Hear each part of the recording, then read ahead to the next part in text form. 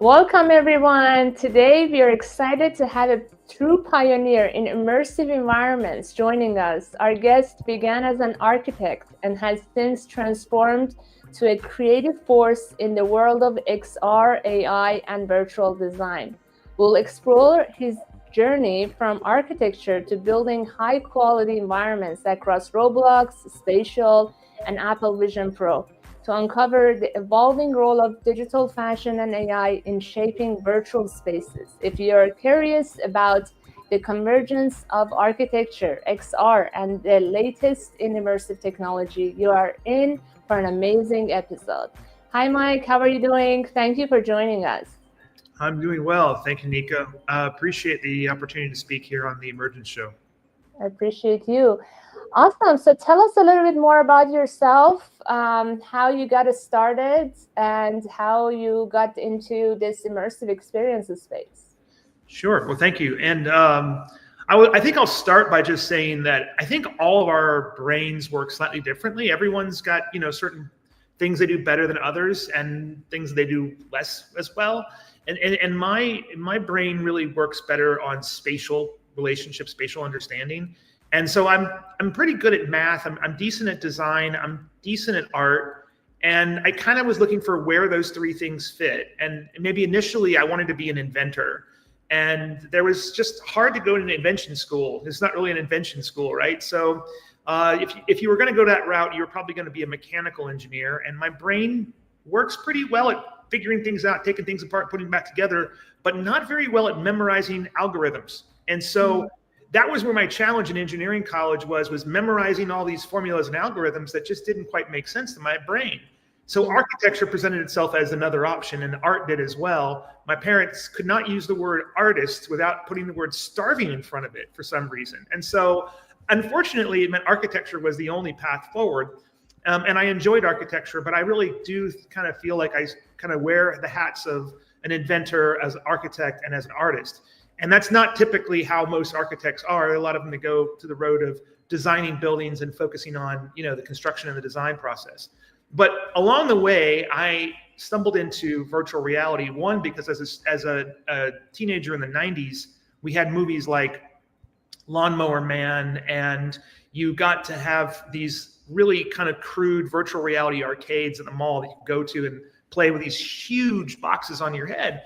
And I found it fascinating. And about halfway through architecture school, the professors gave us a chance to buy computers. And I decided I'm going to get a little computer, and I'm also going to get a virtual reality headset. So this is 1996. And going back that far, the headset was limited and simple, but you could still build virtual environments in it. And so 28 years ago, I was building virtual environments and putting this little headset on and looking around. And I got the bug almost 3 decades ago.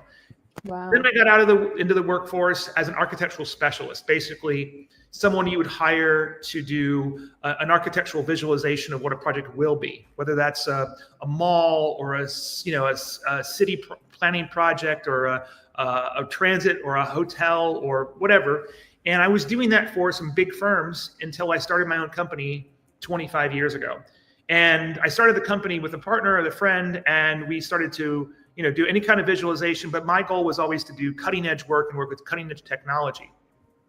And over the years, I came across better and better virtual reality equipment.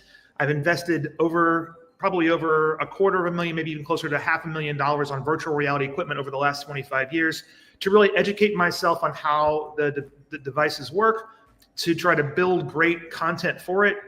And then I will just say that I was doing that from 2006 to about 2020, using all the different devices: HoloLens, Nreals, Meta devices, HTC devices, and everything in between, including some that were really expensive, like some $26,000 headsets. And then COVID hit, right? And when COVID hit, my business sort of had to go through a little bit of a reset, figure out how are we going to make it through this.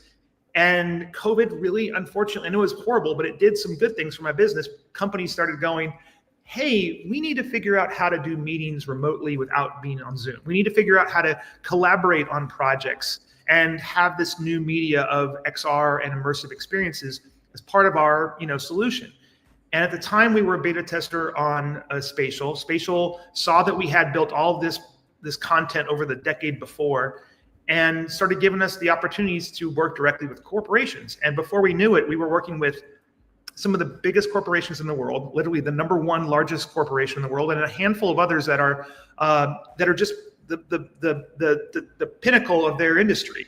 And we built relationships with those companies. Initially, a lot of it was from a company called Spatial, was our sort of the platform we built a lot on. But then moving past that into Roblox, building things for Apple Vision Pro, building content on other platforms like Vatom, like AltSpace and Horizon Worlds and all these other platforms, and just sort of meeting our customers where they want us to be. So that's kind of how I got to this place. My team is a very talented team. They build great environments. We've got architects, we've got engineers, we've got interior designers, programmers, animators, modelers, and we've been fortunate enough to work on some really great projects over the years. That's amazing. Wow, what a wonderful story. So what software did you use at that early time, and then kind of how did it evolve? Seems like the Spatial was your first metaverse type of environment experience, but what was before that? Well, the very, very early years, I'm talking 2009 or 1996, there were these very simple, crude 3D programs that you could model in. And I remember the ones that I started off with were very limited, like 200 objects in the scene, 200 objects, like 200 cubes. Wow. Then I remember in architecture school, we were using Form Z. I worked for an architecture firm in Los Angeles called RTKL.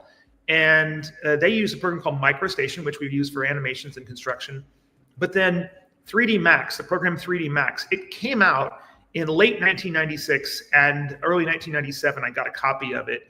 And so the very first version of 3D Max, and I've been using that program, it's 2024, so 27 years. Every year I've been using that program primarily as a construction tool, like how to build the assets, build the environments and all of that. But for the programming side, when I was in 2006, I was using a program called Vizard from a great company out of Santa Barbara called WorldViz, and they're still the pioneers and leaders in this space as well.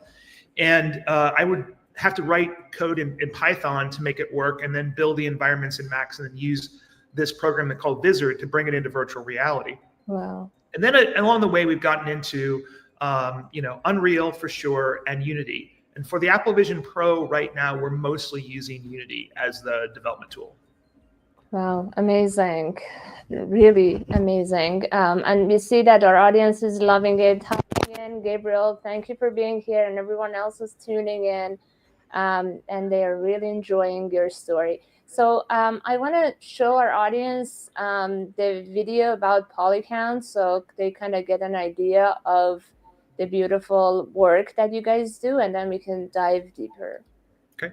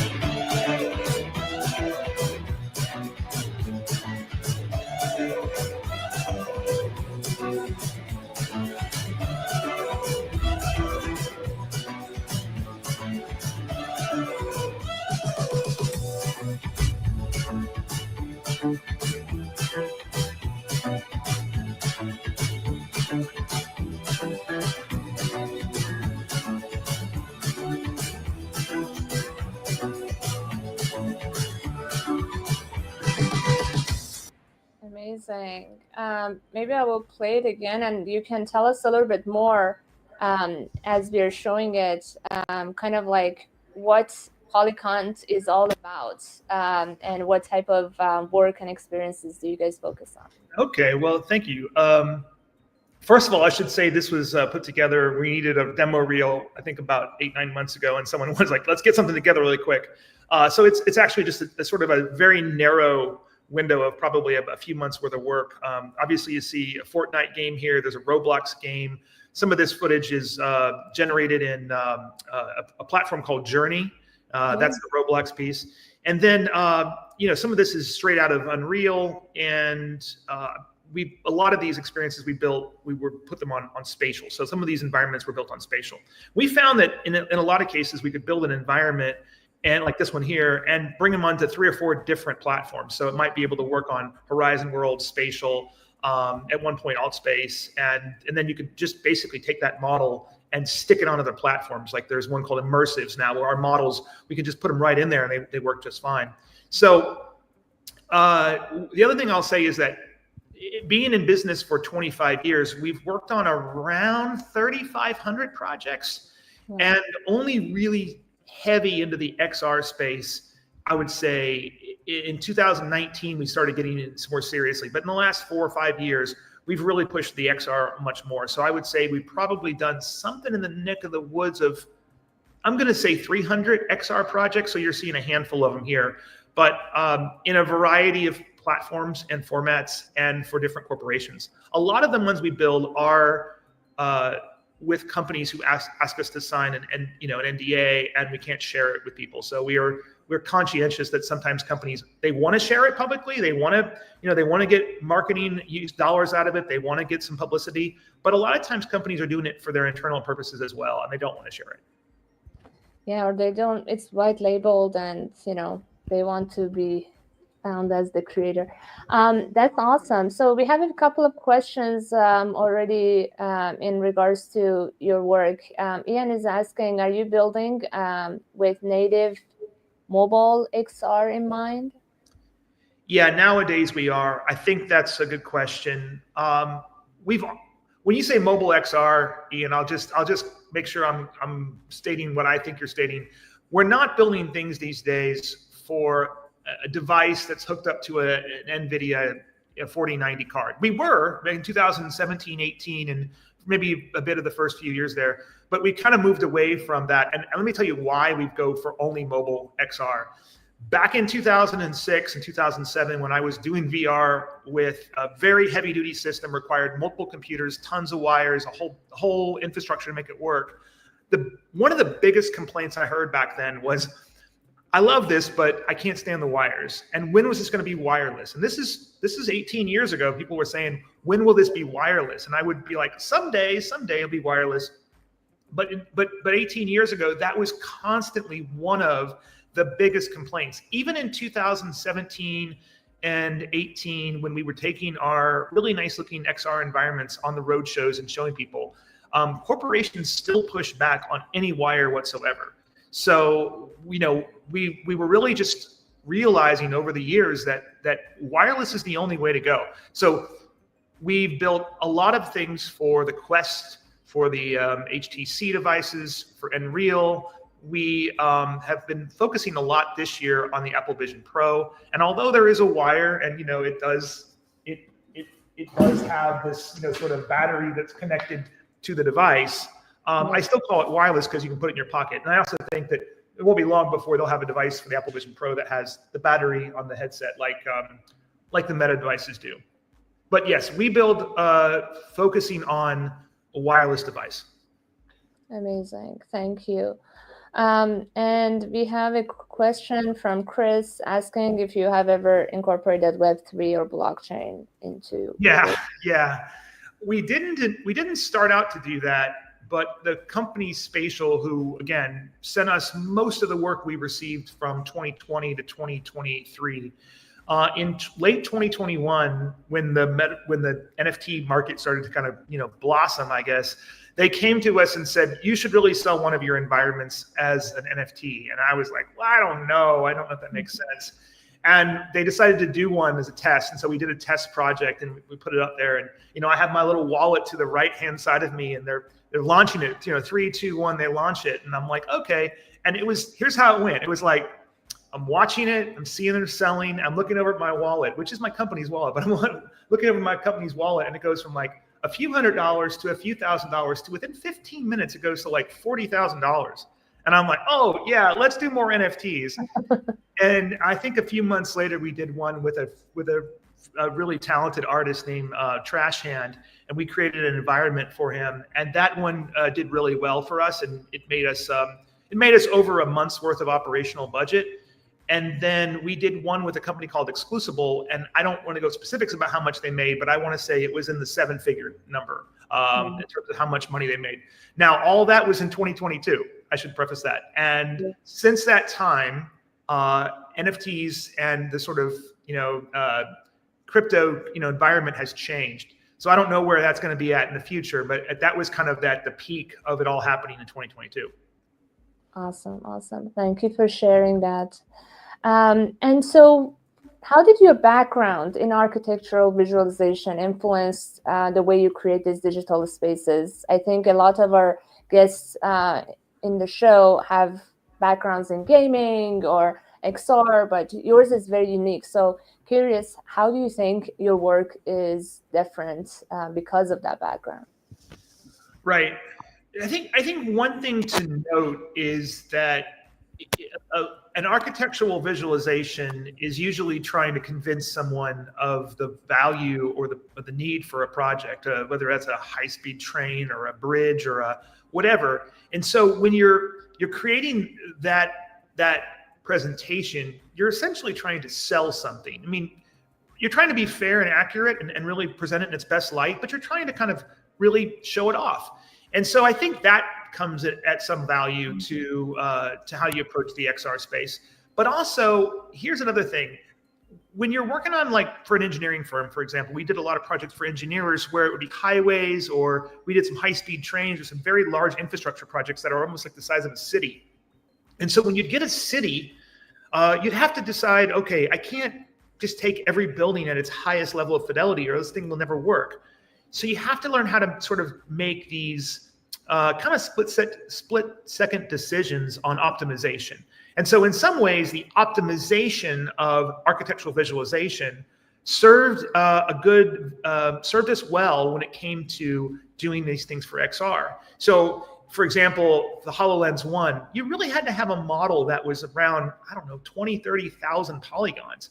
Whereas a lot of city models are, in the tens of millions, if not hundreds of millions of polygons. So there's this process that you have to refine and figure out what's critical, how do I convey the information in a way that will actually work with these devices. And going back 20 years, the devices were much less powerful then. It gives you a lot of ability to push the envelope with what you can do now. And now with these newer devices having more and more capacity, you just have to learn how to really push up to the edge of what they're capable of doing. Amazing. And so is that why you guys called the company Polycount? Honestly, that was the CEO of Spatial's suggestion. We were originally called M2 Studio. We were M2 Studio for 22 years.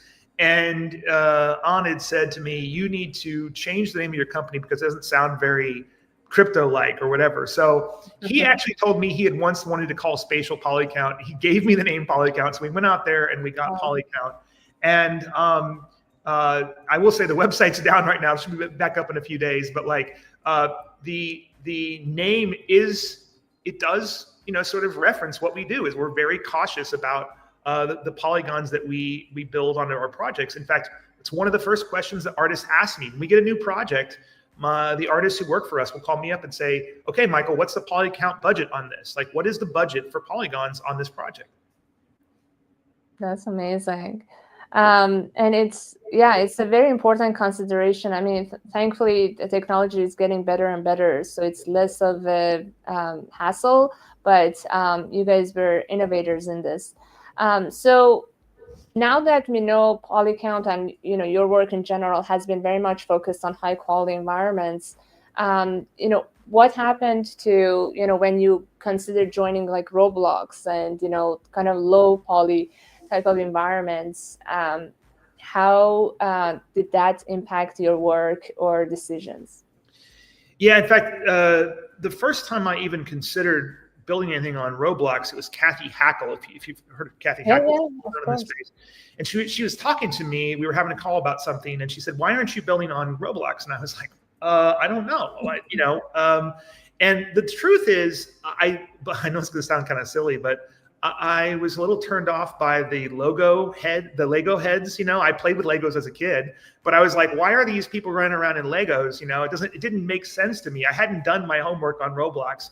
And so when I started doing my homework and some of my team started doing our homework, we realized, oh, there is this massive ecosystem on Roblox where there's tons and tons of players every day, and you can really do a lot with it. So when I kind of realized I made a mistake in not getting in there sooner, and we started looking for opportunities, we spent about 7 months where we really did a deep dive on Roblox. Took a lot of sort of, I guess you'd say, investment in upskilling our team to be competent and capable on Roblox. And we just started building everything we could. And we had a few customers who gave us some opportunities to build some kind of starter projects. But now, we've just signed, we're signing a new Roblox project almost every other day right now. And it does seem like there's plenty of opportunity on that platform. So we're excited to be building on it. That's amazing.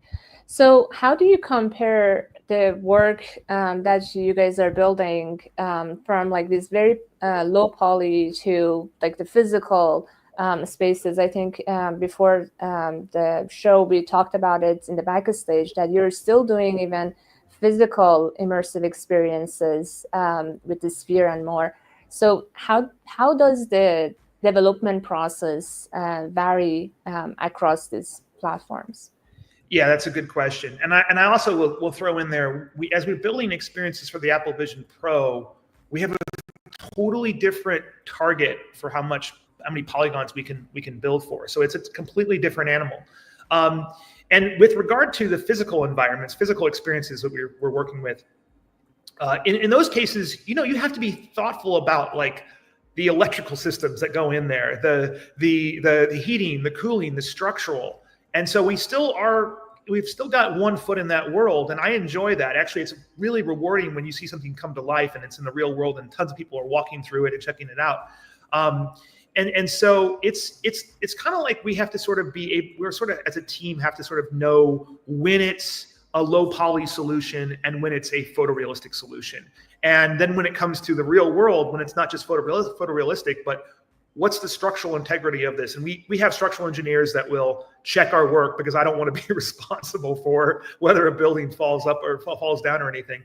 But it's been fun. I think it's good in a way to have a variety of services that your company can provide. I think it's useful. And I also see that in the future, we're going to see more of this blending between the physical and the virtual and the immersive, right? And that will go to retail stores, that will go to just entertainment concepts where there's going to be more and more sort of blending between the immersive experience, whether that be your phone or eventually a pair of glasses, and the environment around us. And I look forward to that. Those are actually really fun and exciting times to think about how will we use these tools to make our environment even more exciting.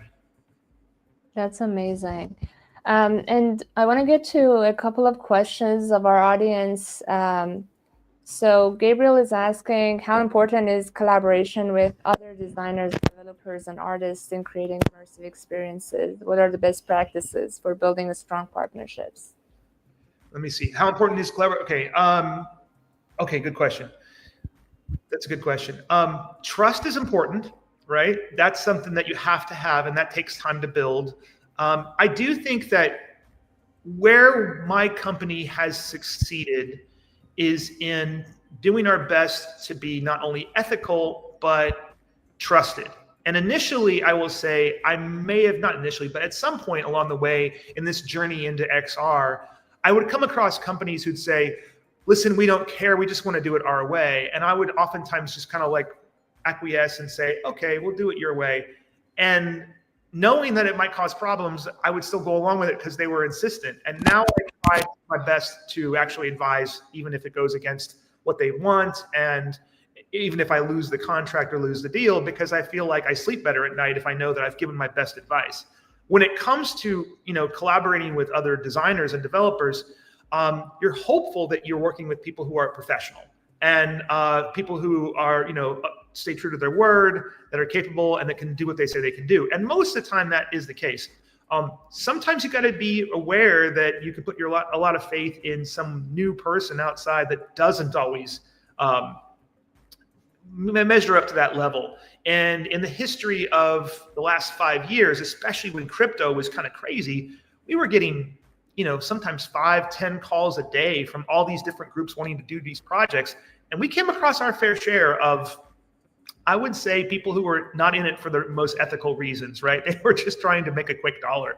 That isn't the case most of the time. And when you start to build solid relationships, you find that you end up working with them over and over. And both in terms of us for outside consulting to companies we hire for our assistance, we have relationships that we've had now for years. And once you start to see that's a good relationship, you want to keep it and you want to nurture it. But the same thing goes with companies that hire us. Like, we want to maintain those relationships and be true to our word and be honorable and ethical and deliver and not promise something we can't deliver, and work hard to make sure that we meet the goals that they're set out. So thankfully, we've had some really great corporate clients that have come back to us year after year, and we're really thankful for that, and we hope we can continue that. Is there any tip other than building the trust that you can give our audience when they're looking to build these partnerships? I think one piece of advice I would say is go to places in person, wherever you can. I love doing podcasts and I enjoy going to Zoom calls and all of that. But at the same time, there's something about that in-person experience where you're sitting down, maybe having a beer or just sitting down talking to someone and sharing stories and putting an actual face and a person's immediate proximity in play. And I've found that more often than not, that is a bigger factor than cold calls. I don't really like to do cold calls or send mass emails or do that kind of stuff. I do, but I hate doing it. And so I rarely do. But I'd much prefer to meet people in person, show them what we're doing, demonstrate what we're up to, and have a conversation with them about what their goals are and if there's any area to work together. It's all about building relationship. I mean, you can do that virtually too, but you have to still put the work. And I think what's very special about your story is that you have built so much trust that a lot of these platforms that, I didn't know Journey, for example, is outsourcing building environments to anybody. I always thought they're doing all in-house. But the level of work that you have proven shows that all of these companies with the highest quality platforms are trusting you and coming back to you. So this is really powerful. Thank you. I'll say one thing to that, and it's a challenge. It's one of the challenges that we've really dealt with.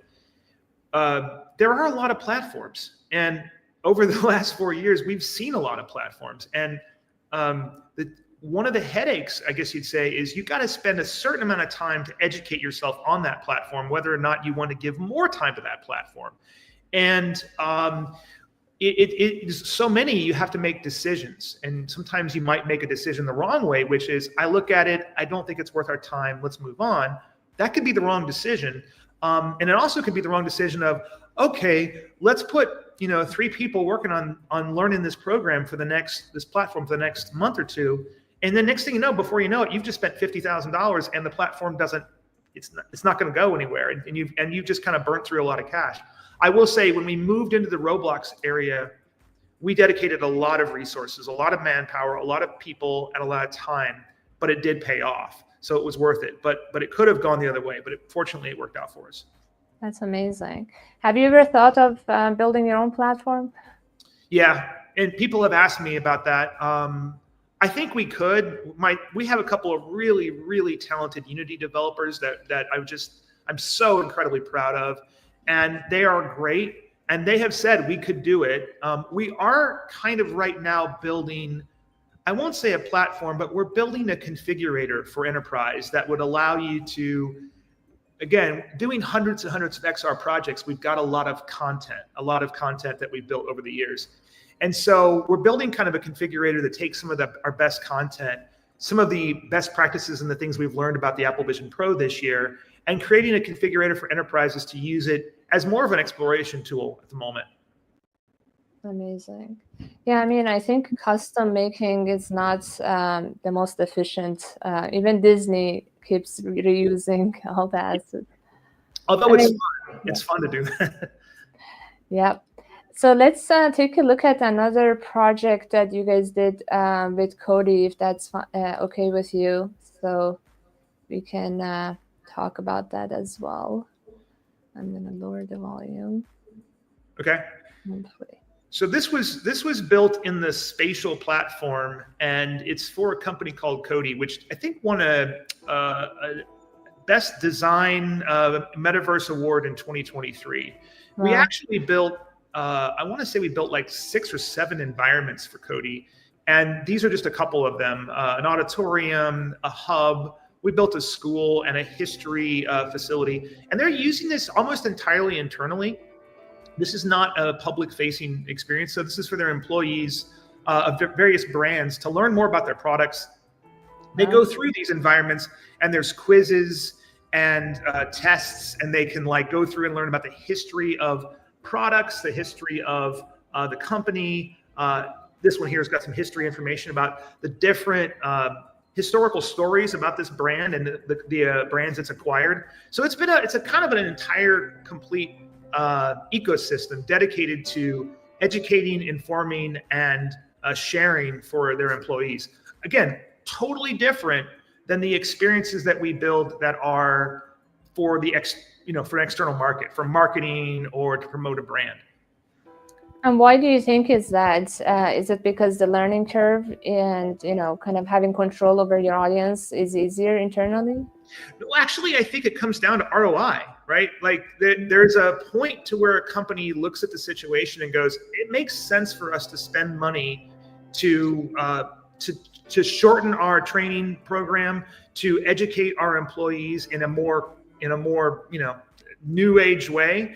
And they were already spending money on these programs anyway, so they can allocate certain funds to this type of environment. And we just had a conversation with another huge corporation yesterday, and they expressed similar interest in the amount of money that they spend per employee and training and helping get their staff up to the level they need them to be is a lot. And once you multiply it by, in some cases, hundreds of thousands of employees, it's a very big scale number, right?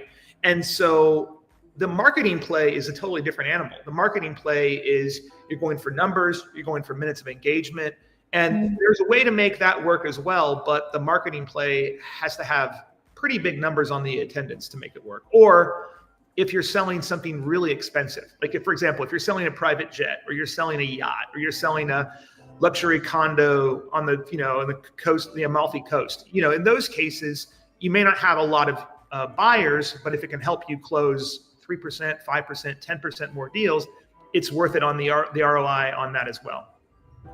So have most of your projects been internal facing then?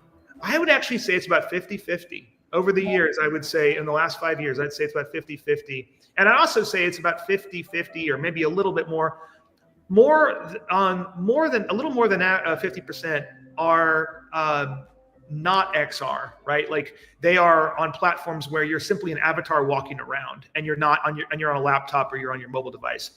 And the other ones are the XR experiences where you put the goggles on, whether that be HTC goggles or Unreal goggles or Apple goggles, or whatever they are. And I personally, because I've been involved in XR for so long, I love the XR stuff, but it doesn't work for every situation. The use case has to dictate whether it's an internal experience or an external, and the use case has to define whether or not you want to do something that's VR, AR, or mobile and web. This is one of the reasons why Spatial was one of our platforms we built the most on, because there for the longest time, they were the only company out there that really did a mobile device, a web, and a VR at the same time. Mm-hmm. Yeah, and easy to access. The barrier to entry was not there really. Yep. And the quality is not like Roblox. You know what? To be honest with you, you can get really good quality in Roblox too. What you're looking at right here, this is Spatial. These are Spatial, but you can get good quality on Roblox as well. Yeah, it's improving. Awesome, very cool. And let's get into the other project that you guys had with CVS. So I'm going to share this one and play.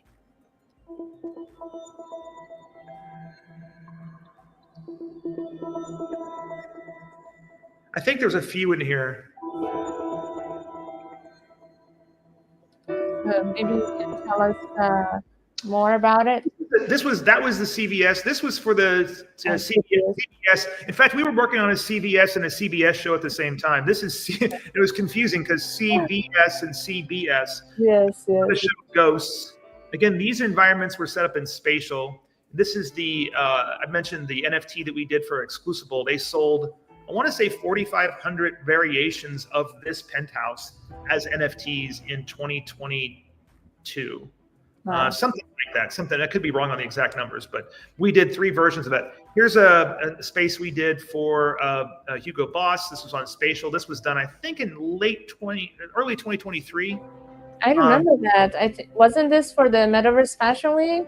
Yeah, we did a few projects for Metaverse Fashion Week. We did this one and a couple other ones. Yeah. Amazing. And so I think it's a good transition to talk about the fashion work that you guys do, both on Roblox and other platforms. How did you guys transition into the fashion side of things? And, kind of what was the difference of the work that creating the digital fashion assets would require? Yeah, and let me start by saying, obviously, our strength in all this stuff is our ability to do environments, right? Like structural environments. What happened was we started getting these requests from fashion companies that said, hey, you build these great environments. Could you build an environment for us for this event or for that, a conference or experience? And in some cases, they just wanted the environment, right? Like we did one for Hublot Watch, which was, it's just a stadium basically. We brought it in and we animated it and did all kinds of cool stuff. But in some cases, we needed to actually do clothing. So we happen to have a couple of really talented artists who are capable of doing avatars and doing clothing and costumes. And we've got a number of people who can do great makeup and, fashion accessories. So we would build those assets. We would work with a company called Ready Player Me, which is, as you know, one of the predominant, avatar companies out there. And we would work with them and build avatars with clothing for various brands. And we worked with, Canada Goose. We worked with Hugo Boss. We worked with a bunch of, I would like to list them all, but I'd probably forget them all. But we've probably worked with, I'd say over a dozen makeup companies, right? Like makeup brands, whether that's, they have a large thing or they're just a limited product line. But we would build their makeup, we would put it on an avatar, and we did our first project we did on Spatial for Metaverse Beauty Week. The company who hired us wanted us to build a space on Spatial and on Roblox. So we took the same environment we built for Spatial and we put it on Roblox, and we had avatars in both. And that's when we kind of got our feet wet in Roblox and started to work towards, building more and more experiences on Roblox. That's amazing. And Chris quickly said, you did that Hugo Boss. That's one of my favorites. Yes. And honestly, Mike, I didn't hear about you guys until recently. So you guys are so in the background doing magical work. We need to hear more about all the great work that you're doing. And I'm glad that we had the opportunity to share your story. Thank you. Let me answer that question a little bit, because I think that's one of my most frustrated parts. In fact, my website's down right now. The challenge we ran into was in the days when we were doing architectural visualization, right? We had NDAs on everything. And every once in a while, we'd be really proud of something we do. Something would be like, wow, that looks great. And we'd put it on LinkedIn or Facebook or whatever. And a couple times that happened, we get an immediate email. Take that down immediately. Don't post that. That's an NDA project. No one can hear about it. So we started to get kind of what you'd call gun shy about posting, right? We were always kind of like, oh, should we post this? Should we post this? We live in a world where everyone posts things all the time, but we were, because of this, we were sort of always keeping it back because we didn't know if we could. And we had signed some really strict NDAs with some really great brands. And they were like, don't show anybody anything. And it was frustrating because, like, I will say, I think it's been long enough now, but we did all this work for the Olympics in 2020, in 2023, and it was like, or 2021, 2022, and they wouldn't let us share it. I'm like, come on, we did these amazing environments for the U.S. Olympic team, and we just couldn't post it. So it's been a challenge, and we're not marketers. We're not marketing people. We're all artists and creatives, but we don't really have a marketing background. And like I mentioned, the way that I typically prefer to get a business deal is to just have a conversation with the company who's interested, and then answer their questions honestly. And what they typically figure out within a fairly short period of time is that we have all this experience, we are competent, we're proficient, we're not really that expensive, and we're very capable. So I find it's usually pretty easy once a company has a conversation with us to close a deal, but I don't go out there and knock on a lot of doors. Yeah, I mean, the difference I think between marketing and sales is that marketing is just all about awareness, not necessarily, those cold calls. But yeah, I mean, there's more to be done, I think, and this is maybe a great start of this, awareness building, and people are really understanding the power of the magic that you've been building. So we have another question from Ian that says, are you guys chatting with Complex Land? Similar sort of end goal? No, I'm not aware of Complex Land. I will check them out after this call, though. But no, I'm not. Awesome. So let's get into some of these emerging technologies like AI. Yesterday, Sora was publicly launched. How do you feel about it? Are you already incorporating AI? If so, what does that look like? Yeah, it's moving so fast, isn't it? I mean, it's exciting, but it's almost overwhelming how fast things are moving. I remember a few years ago, my son showed me the first Dolly image, and I'm like, yeah, that's cute. And I didn't know where this was going to go so quickly. We use AI a fair amount. We use AI in different ways, and I was just kind of like go through them really quick. So we use AI in the concepting stage a lot. Like when we're working on ideas, AI has been fantastic. We use Midjourney a lot, and it's been fantastic. We used AI at one point, a company called InWorld to do avatar conversations, and we were was asked by Morgan Stanley 2 years ago to do a presentation on XR and AI. And at the time, I didn't know how to do the code writing to make this work. And so I just took wires, right? I took like one wire from one computer into the microphone, into the wire of the speaker of another one, and then another wire from that computer to the speaker of another one. And I hooked them up to a virtual reality space, and you could have this conversation with an avatar from a third party. And it worked actually really well. And I remember late one night, I was having a conversation with the AI avatar, and it's just back and forth conversation. There was a little bit of lag. And he started going on, he was supposed to be an expert on Morgan Stanley and investing. He started talking about like the meaning of life, going into like what it takes to be a creative person and what it means to live a fulfilled life as a creative. And I was like, holy cow, like this is crazy. And I wrote it down, and I made the presentation to Morgan Stanley a few months later, and I started getting tears in my eyes when I was reading it, because I felt like it was such such a incredible, just strange thing for the AI to say. But it was like, I forgot, I don't have it right now, but basically it was something to the extent of, one of the best ways to be creative is just to have passion and experimentation and dedicate your life to doing things that inspire you. And an AI told me that late one night, and I was just blown away. So we're now incorporating AI chat, I guess you'd say voice-to-voice chat, into avatars, into the Apple Vision Pro. And now when and if anyone wants one, I can send it to you. You can put the headset on, you got an avatar right there, and you can just ask it whatever you want. And we've programmed it to be experts on various things. So we're making an expert on, let's say, Visa credit card. And so not that's an exciting thing, but you can be an expert on Visa credit card, and it can answer all the questions you might have about Visa, the company, their financing options, their different products, and all of that. And you can have that conversation about anything you want. So you can have it about, deep sea diving or, exploration of Mars. And it's really fun to have those experiences in XR, because you're just one-to-one having this conversation. You're not typing anything. There's almost no lag. And so the other thing that's cool about that is that now the AI on the back end, it can actually, when it hears you say triggered words, it can actually start certain things to play when you say certain things. So if you say, I want to know what a battery system's going to look like in a new in a new space station or something like that. If you plan it in advance, you can have all that built up, and you can even have the AI kind of gently lead you to that conversation. So it's an exciting time, and we look forward to seeing all the ways in which AI and XR are going to cross paths in the future.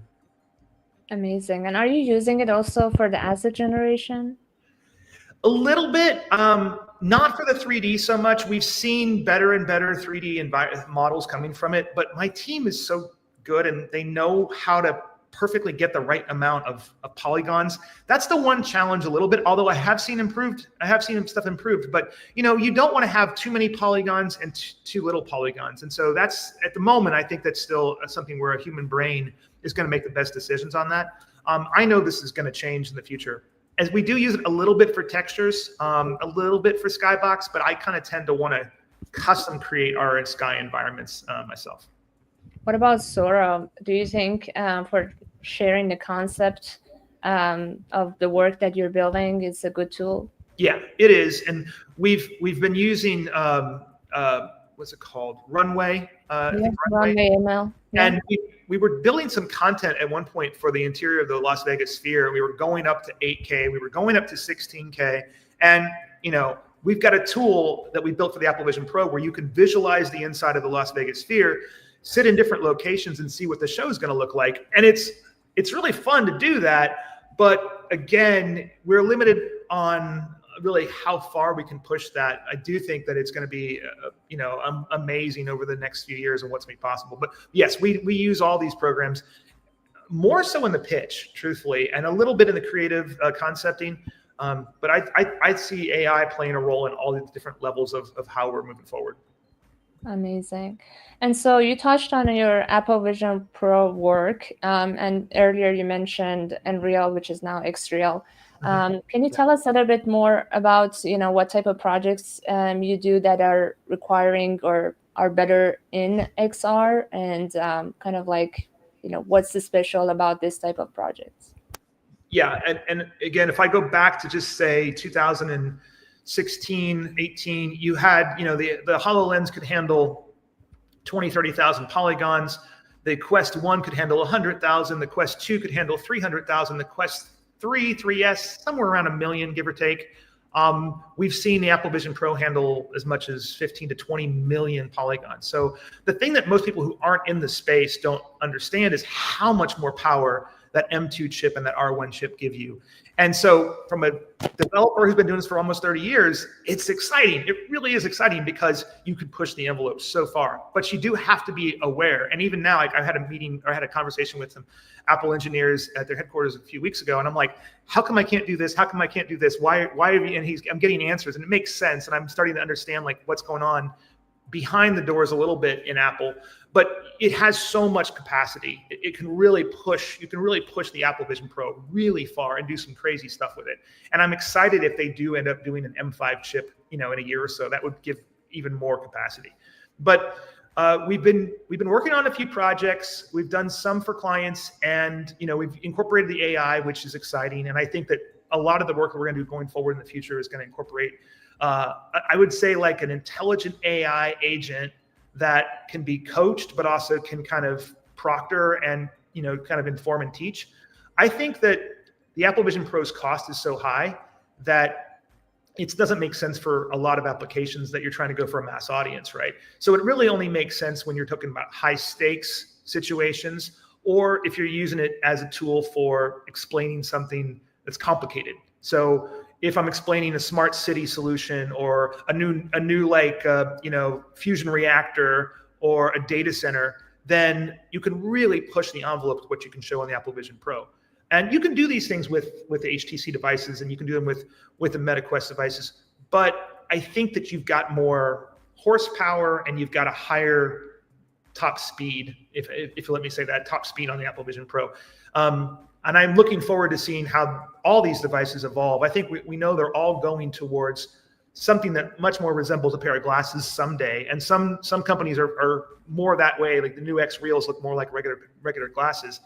but I think we're all headed towards a future where, the devices are going to be very light and small. What do you think about Orion? I guess I would say I built a lot of stuff in 2019 and 2020, or 2020 in the Nreals, which are now Xreals. And so that form factor was really nice. Having that small form factor when I would go into meetings and say, I'd pull these out of my pocket and say, here you go. Yeah. People loved it. People loved it. And it was like, oh, this is great. The original Nreals had some limits on what you could do with them, but they still had a lot of great features. And the form factor is absolutely what people are looking for. So I think it's the right direction. It comes down to the physics issues, right? Like the heat, the power, the battery life. And it's all a balance of finding what do people want? Do they want more power? Do they want more speed? They want a wider field of view. If you ask people what they want everything. And I can remember back 20 years ago when I would pitch this stuff, they wanted it to be lighter. They wanted no wire. They wanted higher resolution. They wanted, the better frame rate, better realism, all these things. And so we've come a long way. And really, VR has been around for a long time. We've come a long way, though, in the last few decades. We've still got a little ways to go before the devices really, deliver on the promise that everyone's looking for. Amazing. And so, how do you predict the future of this space, considering all these emerging technologies improvements? Yeah, I think the main thing is that that we have to have bigger adoption, right? That's sort of holding back a lot of the investment, holding back a lot of development. Is we want more headsets, and there's already, I think, 25 million headsets in the United States. I don't know how many are being used on a daily basis, but there's a lot of headsets out there. But the main question is why? Why do people have them? They play them for games. Do they play games every day? No. Are they using them for work? Some people are using Apple Vision Pro and Quest and HTC for work. It's certainly useful for training, but I think I found the killer app that everyone's going to be going for. And I think I found this, right? I don't say it for certain, but I think it's a communication tool. And if anyone on this call or anyone here has had the persona meetings in Apple Vision Pro, which look kind of similar to that Lex Friedman interview with Mark Zuckerberg and the Kodak avatar, that experience is profoundly incredible. And I think it's where I think it's the reason why people will buy headsets in the future, because it's going to improve the call over a phone 20 times, 50 times with your friends, with your family. And it's just right now, very few people have the device. Very few people have, enough other friends that have the device. Some people do. But when you start to see that coming down in cost to something that, is the cost of a phone or something like that, and the replacement is you feel like your mother who lives 700 miles away is in the same room with you, and you're making soup and she's telling you, don't forget the celery. And you have those experiences because you're wearing a pair of glasses that makes it feel like she's there with you and you're there in her house as well. And I think that's coming. I could predict, I'm hard to say for sure, but I think that's coming in the next 2 to 4 years.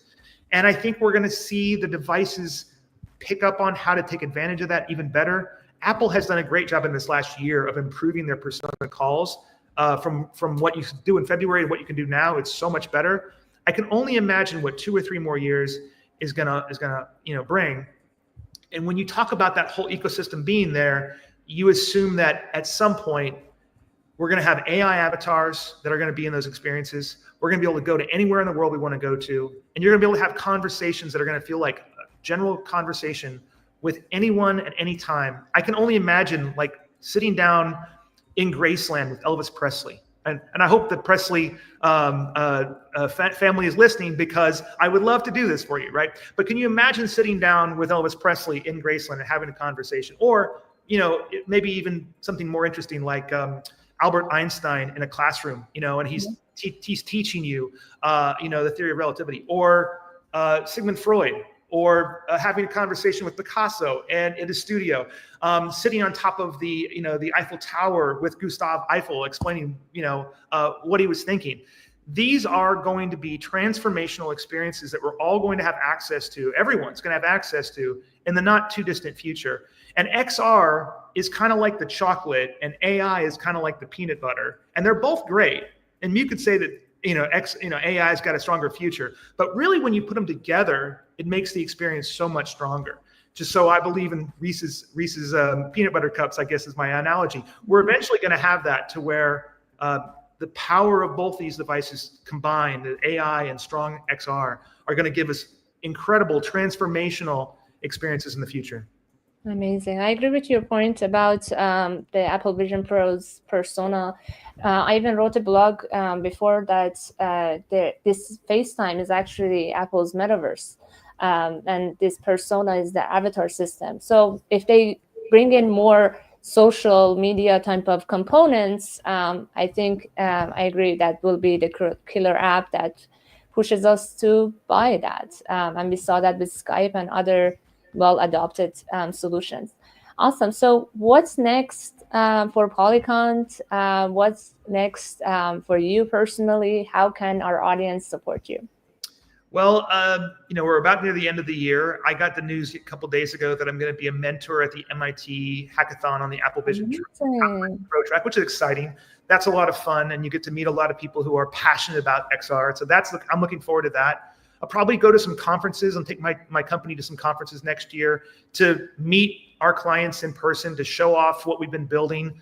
I encourage anyone here on this call, if you want to reach out, my LinkedIn, I'll put it here in the chat, is a good way to get a hold of me. You can definitely reach out, and I'm willing to share our Apple Vision Pro experiences for those who want to see it, just because I like to get feedback, and feedback is always helpful for me, what we're doing right and what we're what we can do better. And I would say we are going to be building a lot of experiences on Apple Vision Pro next year, and we're going to be building a lot of Apple Vision Pro and Roblox games. We already have a number of Roblox projects in the pipeline right now for next year, and like I said, every day it seems like we get another one. So it does feel like that's our kind of where we're focusing most of our energy. By the way, I can't log into the to the chat, so maybe no worries, we can do it after the show. Thank you. I'm trying to do that while I'm talking, so that's hard to do. But anyway, I guess that's it. I mean, we're looking forward to the future. We see AI as being a critical thing. We see Apple Vision Pro being a critical thing. We plan to continue to invest our time in Horizon Worlds and Microsoft Mesh and the HTC devices and the Meta devices and the XReal devices, because we know when a company comes to us, they have a use case, and some use cases make sense for this platform, this hardware, and you've got to be nimble and agile enough to be able to say, okay, you want us to build it on the HTC, we'll build it on the HTC. You need it to be done in Horizon Worlds, we'll build it in Horizon Worlds. Is there any project that will be launching soon that we can follow? Yes, I can't tell you the name, but I'll have a Roblox project going, launching in about 3 or 4 weeks. So right after the first of the year, we'll have a Roblox game, and it's for a major beauty brand.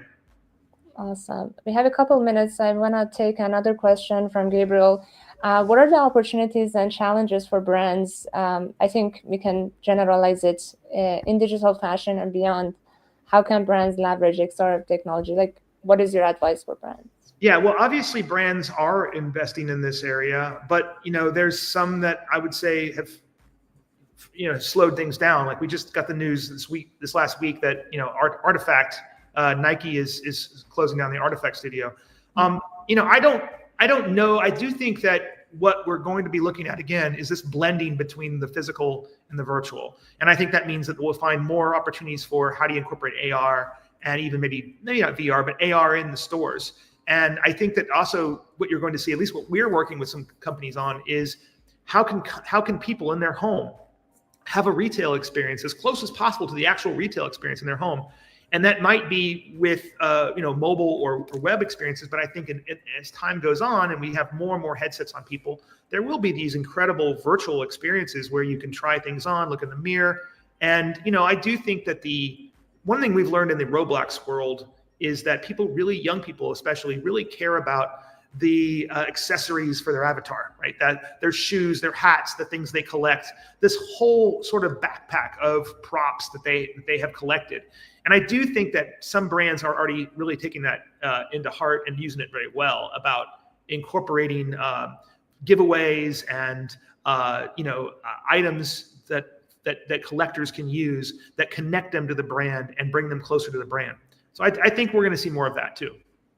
The self-expression part, emotes, and all the other activities that they can do in these spaces as well. Amazing. Thank you so much for sharing that. Thank you, Gabriel, Ian, Chris, Ritika, everyone else who tuned in and asked great questions. We're so grateful for you.